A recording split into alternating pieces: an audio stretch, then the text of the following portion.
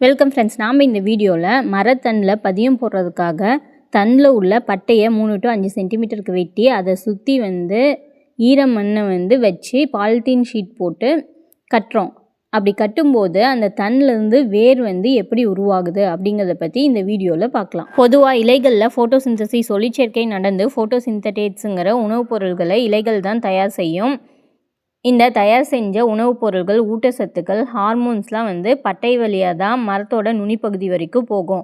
நம்ம பதியம் போடுறதுக்காக மரப்பட்டையை வெட்டி நீக்கும்போது ஹார்மோன்ஸ், உணவுப் பொருட்கள், ஊட்டச்சத்துக்கள்லாம் வெட்டப்பட்ட பகுதிக்கு முன்னாடியே நின்றோம். நம்ம தண்டில் உள்ள பட்டையை வெட்டி நீக்கும்போது அந்த தண்டில் காயங்கள் ஏற்படும். அந்த காயங்களை சரி செய்யறதுக்காக புதிய செல்கள் பெருகி உருவாகும். நம்ம ஆல்ரெடி அந்த தண்டோட காயத்தை சுற்றி ஈரமண்ணை போட்டு கட்டி வச்சுருப்போம். இந்த புது செல்கள் தங்களை சுற்றி இருக்கக்கூடிய ஈரப்பதமான மண்களை உணரும். அப்போது வெட்டப்பட்ட பகுதிக்கும் மேலே இருக்கக்கூடிய ஹார்மோன்கள் இந்த செல்களை வேர்களாக மாற சிக்னல் தரும். அதுபடி இந்த செல்கள் வேர்களாக மாறும்.